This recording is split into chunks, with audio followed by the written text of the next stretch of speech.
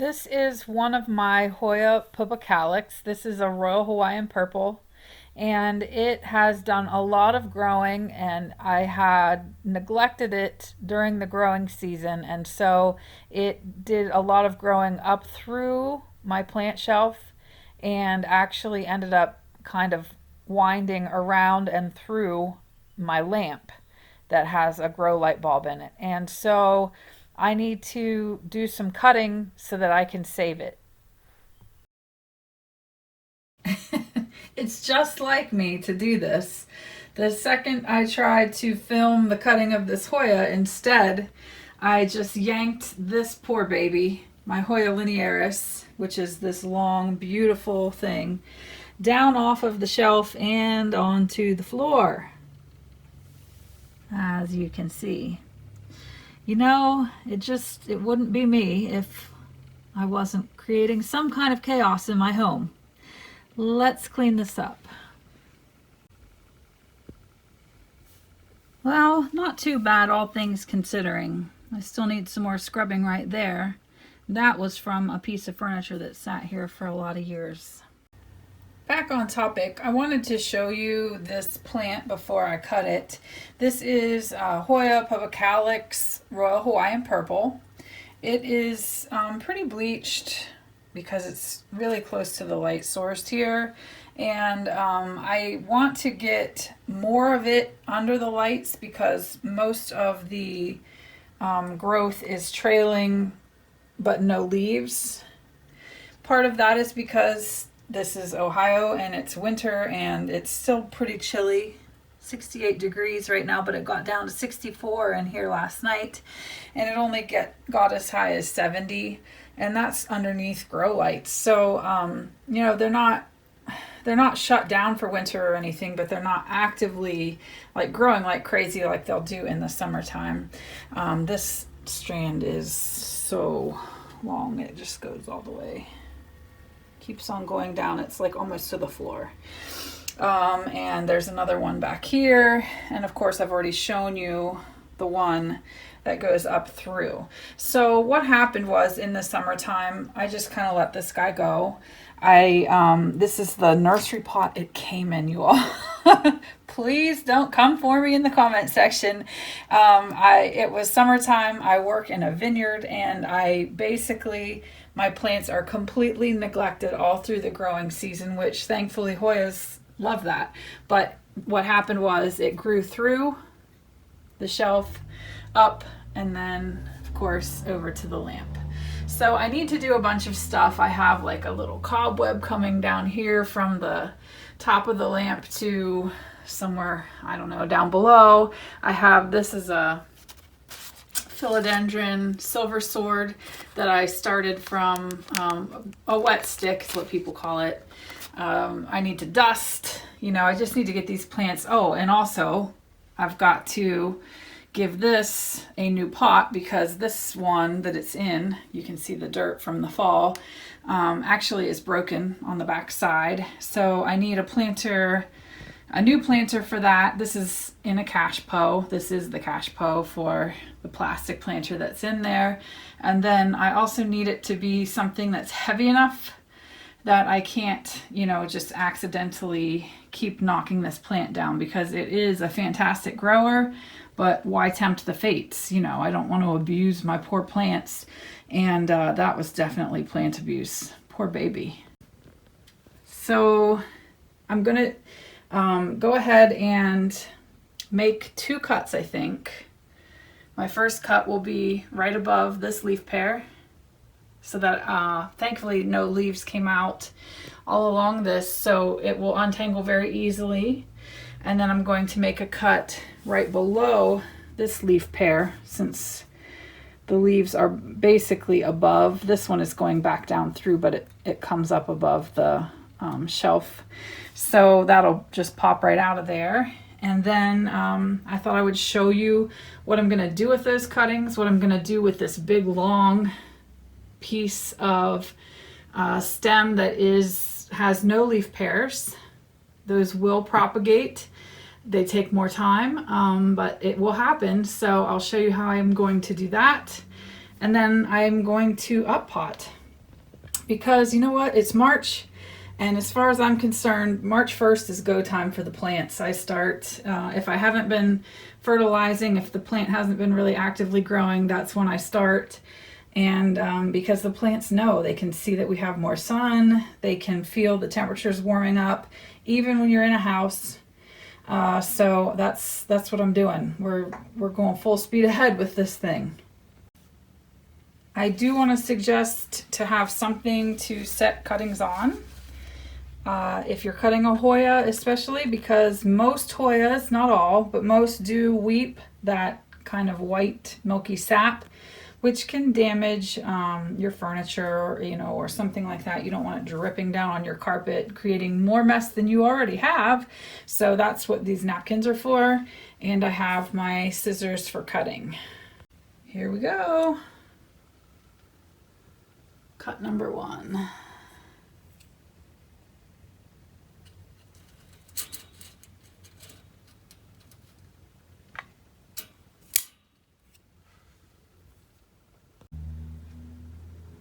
Cut number 2.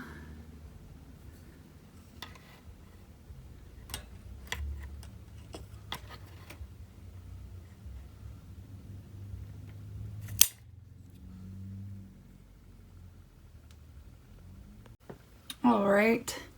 Sorry we switched to portrait mode, but I wanted to share that cutting part on my Instagram. If you haven't followed me on Instagram, you should.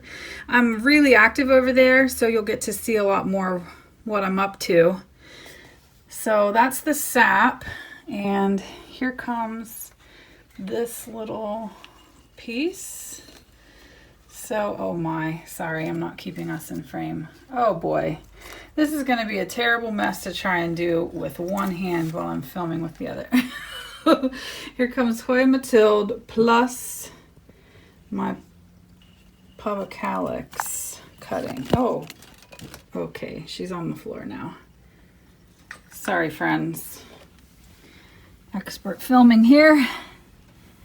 And there we have it. So,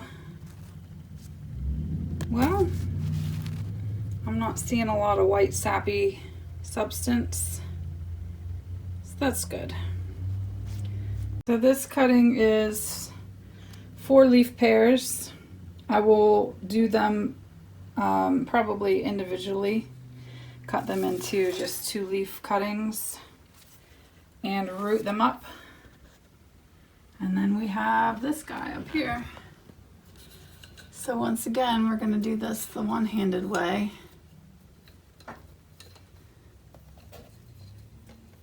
Oh dear. Oh, it's going through. I don't know if you can see, probably not, but it's going like through the actual arm mechanism. This is not going to be easy. I may just do a 3rd cut. In fact, I'm going to.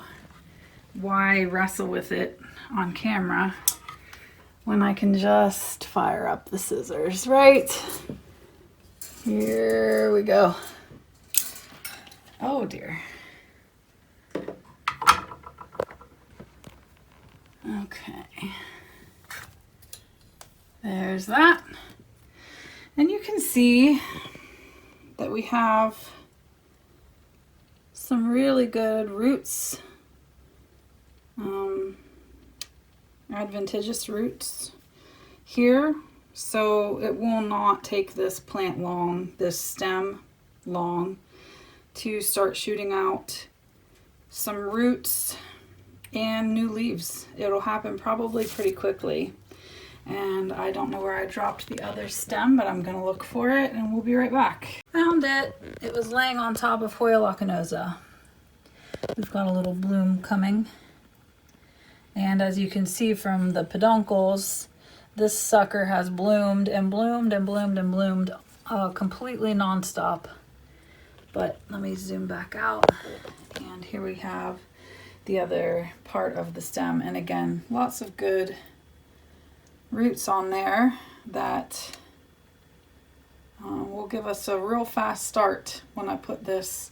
I don't know if I'm going to do soil, perlite, I haven't decided yet, but I'll let you know.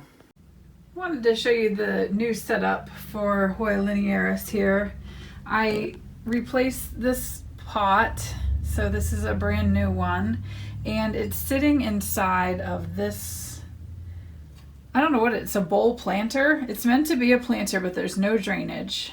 I got it from a really cute shop in Cincinnati, Ohio, which really isn't close to me, but I figure if I'm shopping in Ohio, I still count it as shopping local. But it's purple, so of course that's always my aesthetic. So I got it. I didn't know if I was going to use it for succulents or something, but it is super heavy. I mean, that's going to keep this thing in line, I think. So there is still the plastic planter inside of this.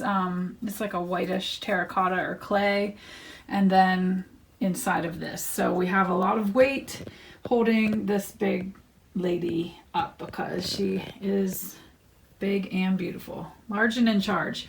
And also, can I just show you, this is Philodendron Rio.